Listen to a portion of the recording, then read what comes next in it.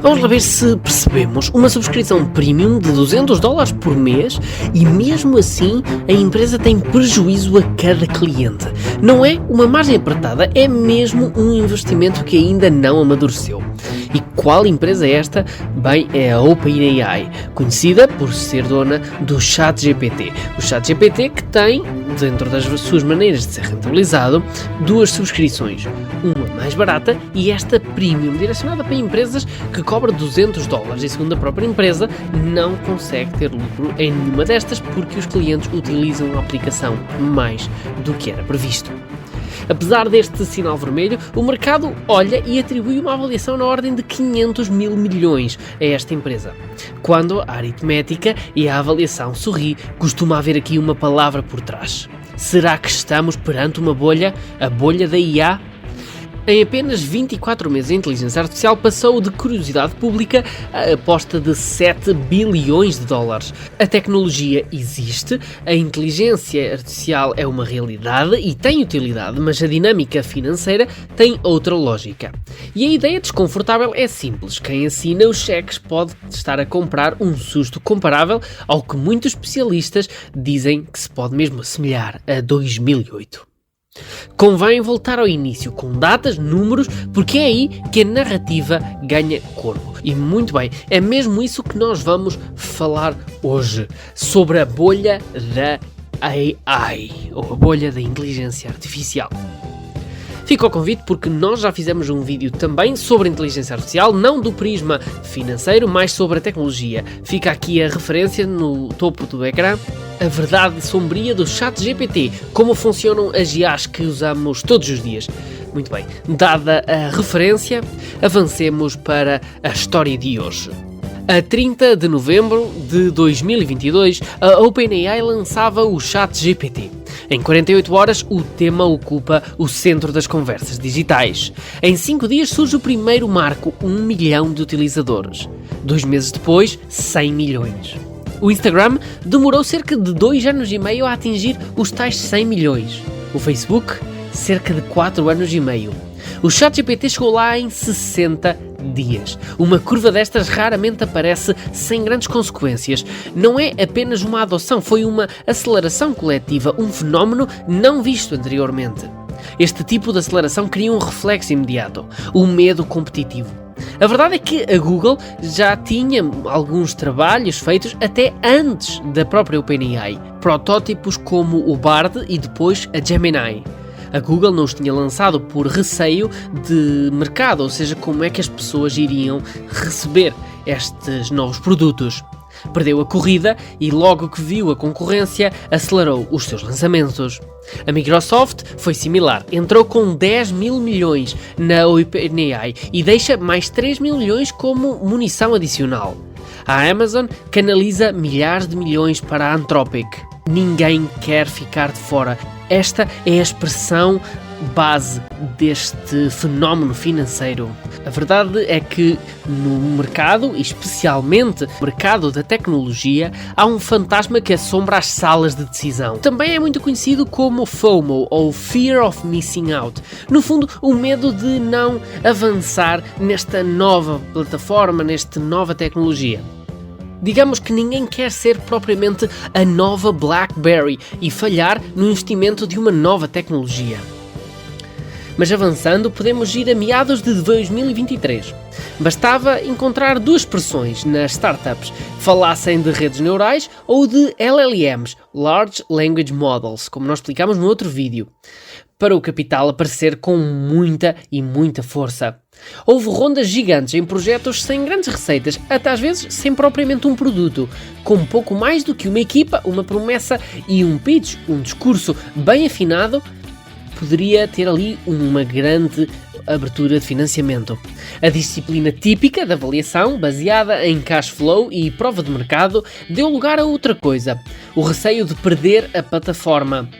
Quando o medo paga, o bom senso costuma pedir licença e ir embora. E foi daqui que surgiu o que, bem, temos visto no mercado nos últimos tempos. E mesmo assim, nós, consumidores, com a IA a aparecer em praticamente todos os produtos, desde escovas de dentes powered by AI, a receitas, conselhos amorosos e até negócios que na prática resumiam-se a textos produzidos por outras IAs.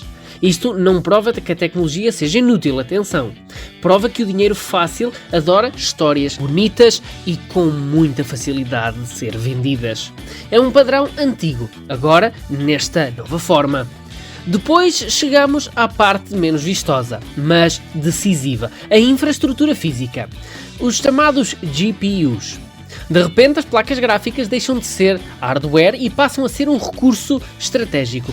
E aqui entra uma empresa que cresceu imenso nos Estados Unidos, talvez toda a gente a conheça, a Nvidia. Sobe ao topo das empresas mais valiosas do planeta e a ambição ganha preço diário. A empresa especialista na produção destas unidades gráficas, os GPUs, tornou-se importantíssima nesta nova fase do mercado tecnológico. Alugar um H100 topo de gama pode ficar perto de $3 a hora. É pouco, mas tem-se em consideração que não é só um que é necessário, porque uma empresa não aluga só uma unidade, aluga centenas e centenas. Um cluster de 500 chips, por exemplo, leva a conta para ir para os $1.500 a hora. Isto aproxima-se de $36 mil por dia e ultrapassa o 1,1 milhões de dólares por mês, só em aluguéis de GPU. A incessante procura por estes dispositivos para conseguir ter as IAs a funcionar, agora estas com um uso massivo devido à utilização de toda a gente ou de muitas pessoas com acesso à internet, acaba por criar aqui uma escassez. E a verdade é que a Nvidia não consegue fabricar ao ritmo do apetite do mercado. A lista de espera chega e aumenta. Às vezes, a 12 meses de tempo de espera. Surgem mercados paralelos a vender estes produtos. Mas agora chegamos a 2024 e a etiqueta com IA propriamente cola-se em tudo o que se mexe, como falamos. Sempre com a premissa da maior eficiência. O marketing acelera e talvez chega mesmo, neste momento, ao topo que vai chegar. A infraestrutura cresce e a pergunta é inevitável. Atravessa este ruído ou não? Quanto é que custa manter isto tudo ligado?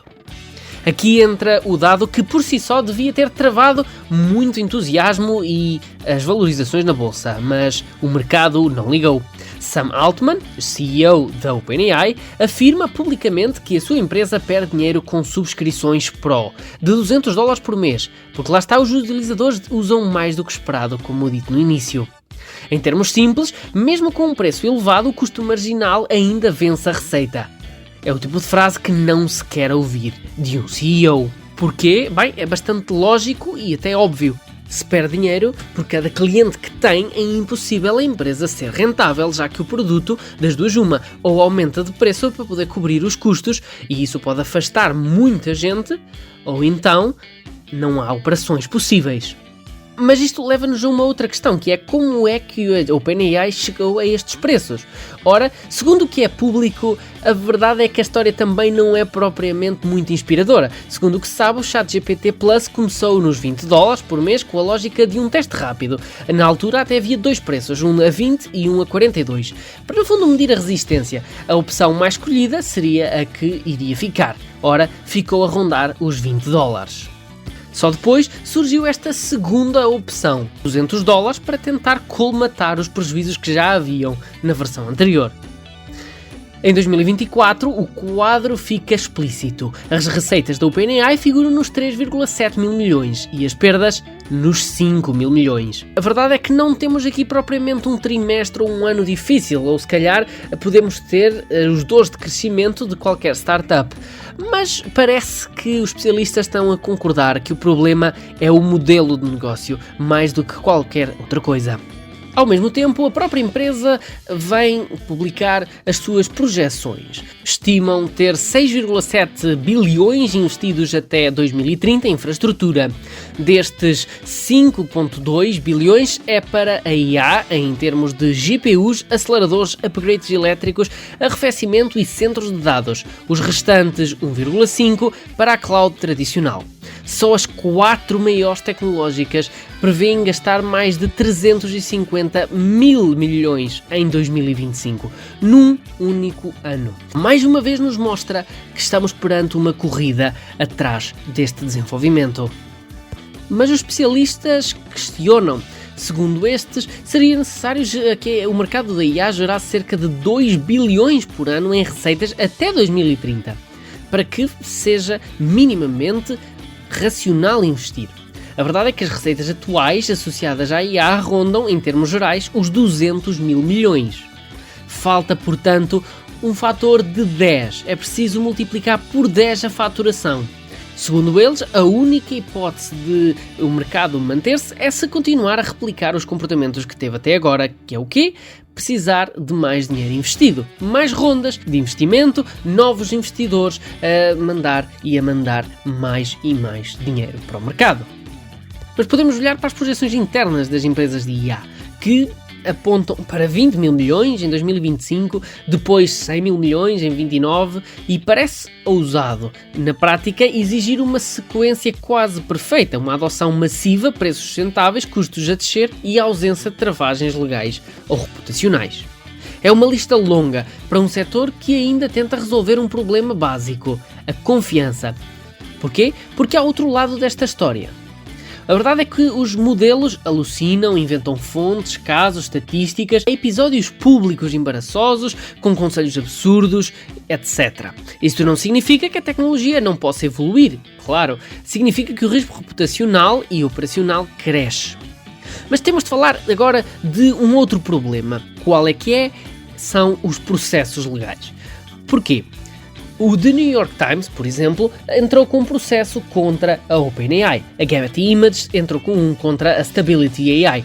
Autores, artistas, músicos e jornalistas e, essencialmente, qualquer pessoa com uma patente para algum conteúdo tem tentado fazer os seus direitos valerem-se. Isto porque todas as IAs foram treinadas com base nos conteúdos, destes mesmos autores. E embora a verdade é que estes dados sejam dados públicos e de acesso público, o business model destas novas empresas baseia-se literalmente em pegar nestes dados e utilizar estes dados para responder, sem pagar nada, aos autores originários. E já vamos para 2026 e o ambiente continua mais ou menos o mesmo, com muita euforia e também com muitas dúvidas. As empresas começam a bater recordes e recordes em termos de capitalização bolsista, os grandes players continuam a injetar dinheiro nesta tecnologia. E toda a gente pergunta, quando é que vai arrebentar esta bolha? Ora, realmente parece uma bolha. As perdas assustam, as avaliações parecem de outro planeta, mas o comportamento é muito diferente dos comportamentos das bolhas anteriores. Por exemplo, a bolha da .com, por uma razão estrutural, é diferente. Quem alimenta esta bolha não são um conjunto de startups frágeis, como aconteceu na .com. Quem é que são? São gigantes com caixa, receitas e capacidade de aguentar este investimento. É a Microsoft, é a Amazon, é a Meta, é a Google, que continuam a investir dinheiro aqui. E podem. Porquê? Porque a verdade, ao contrário destas empresas novas que não têm modelos de negócio sustentáveis, a verdade é que a Microsoft ganha muito dinheiro com a Azure, a Google com a publicidade, a Meta também com a publicidade e a Amazon com a cloud e tudo mais que estes grupos conseguiram construir nas últimas décadas. Isto não é um casino de fichas limitadas. Estamos a falar de players com mais dinheiro do que nações. E por isso podem continuar a jogar este jogo de bluff, a ver quem é que investe mais e quem é que aguenta mais perdas. Por isso é que a bolha ainda não rebentou. E provavelmente só vai rebentar quando alguma coisa muito grande aconteça. Como disse, a bolha é muito diferente, mas o gatilho que a vai fazer parar não vai ser diferente de nenhuma das outras. Porquê? Porque é e é único. É o fim de entrada de dinheiro. Agora, o que vai causar esta paragem de entrada é que vai ser definitivo. Das duas, uma. Ou o contexto macro obriga estas grandes empresas, ou pelo menos uma delas, a afastar-se destes investimentos e tudo cai depois. Todo o mercado à volta simplesmente desaparece, ou então temos um caso público de grande impacto mediático. Uma coisa parecida ao que aconteceu com a crise nas criptomoedas e o colapso da FTX, por exemplo. 2008 teve o Lehman Brothers. A IA pode ter o seu equivalente, uma revelação de perdas insustentáveis, um lançamento que falha de forma espetacular ou uma decisão judicial que bloqueie todo o treino, dados e distribuição. A verdade é que as grandes tecnológicas vão continuar a gastar. Não há indicação que venha por aí um intervalo. Não houve ainda nenhum meltdown público e por isso também podemos pôr de lado, embora que já se começa a cada vez mais a ter muitas vozes a falar contra a inteligência artificial e a dependência desta para as pessoas, para a sua saúde e até para a sua produtividade. Por isso não nos restam assim muitas ações possíveis. A verdade é que começam-se a mostrar as rachaduras, a confiança ainda não partiu, mas começamos a ver o início de algo que pode vir por aí. Não me parece razoável propriamente dizermos que a tecnologia vai regredir ou vai deixar de ser usada. Claro que não, a IA está incorporada e vai ser ainda mais incorporada nos sistemas. No entanto, não significa que estas empresas que têm estes business models insustentáveis consigam manter-se num momento pós-histeria. Esta é a minha opinião, por isso não te esqueças de deixar a tua aqui nos comentários. O que é que achas? Vai rebentar? Não vai rebentar? Não estamos perante uma bolha? Estamos?